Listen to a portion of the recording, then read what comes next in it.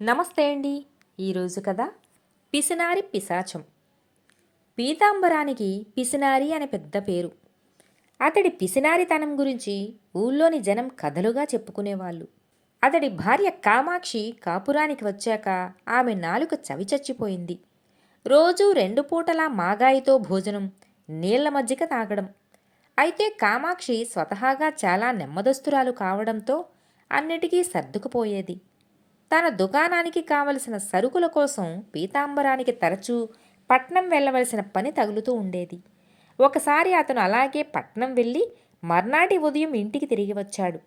తలుపు తెరిచిన కామాక్షి ముక్కున తలుక్కుమంటూ కొత్త ముక్కుపుడక మెరిసింది. పీతాంబరం ఒక్క క్షణం ఆశ్చర్యపోయి అంతలోనే పట్టరాని కోపంతో, ముక్కెర ఎప్పుడు చేయించావే కోతిమొహమా, చూస్తుంటే నా ఇల్లు గొల్ల చేస్తున్నట్టున్నావ్ అన్నాడు. ఉష్, అంత పెద్దగా అరవకు, లోపలికి వచ్చాక సంగతంతా చెబుతాను అంది కామాక్షి చిన్న గొంతుకతో. పీతాంబరం కస్సుబుస్సులాడుతూ లోపలికి రాగానే ఆమె అతడికి ఇలా చెప్పింది. కామాక్షికి మినపసున్ని అంటే మహాప్రీతి. అయితే పెళ్ళైని ఈ 5 ఏళ్లుగా ఆమె సున్నుండల మొహం చూడలేదు.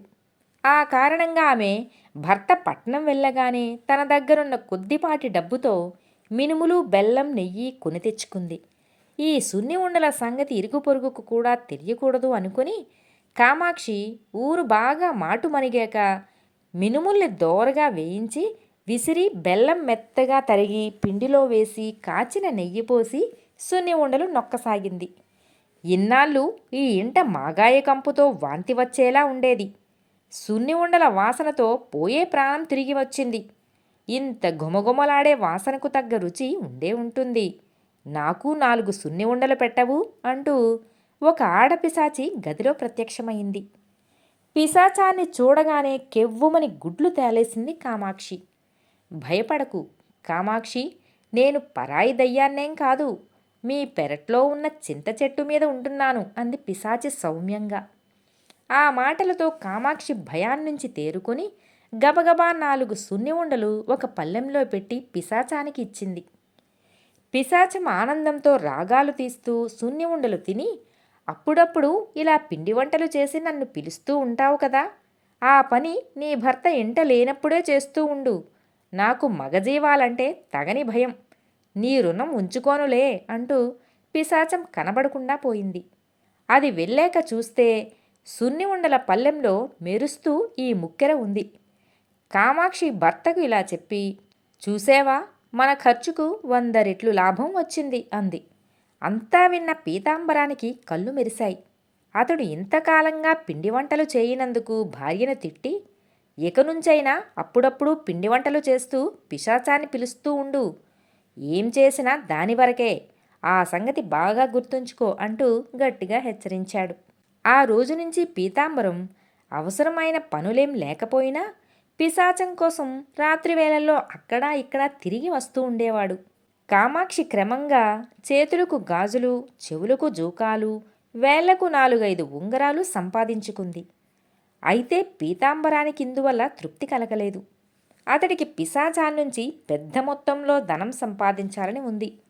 ఆ ఆశతో అతడు రోజూ చీకటి పడేవేళ చింత చెట్టు కింద నిలబడి, ఓ ఆడపిశాచమా, నీది ఎంతటి ఉదారబుద్ధి, నా భార్యను సొంత కూతురు కన్నా ఎక్కువగా చూసుకుంటున్నావు, నాకు ఒకసారి కనిపించు అని చేతులెత్తి మొక్కుతూ ఉండేవాడు. ఇంత చేసినా పిశాచం మాత్రం అతడి కంటబడలేదు. ఎలాగైనా పిశాచాన్ని కలుసుకుని దాన్నుంచి పెద్ద మొత్తం సంపాదించాలనుకుని పీతాంబరం ఒక రోజున భార్యతో తాను పట్నం పోతున్నట్టు అబద్ధం చెప్పాడు. అలాగే వెళ్ళిరండి, పిశాచానికి కొబ్బరి పాయసం అంటే చాలా ఇష్టం, ఈ రాత్రికి అదే చేస్తాను అంది కామాక్షి. భార్య వంటగదిలోకి పోగానే పీతాంబరం చప్పున అటక ఎక్కి కూర్చున్నాడు. కొద్దిసేపటికి యాలకుల వాసనతో ఘుమఘుమలాడుతూ పాయసం తయారయింది. ఆ సరికి చీకటి పడి బాగా పొద్దుపోయింది. కామాక్షి పాయసం గిన్నెను మధ్యగదిలో పెట్టుకుని ఆవురావురుమంటూ తినసాగింది.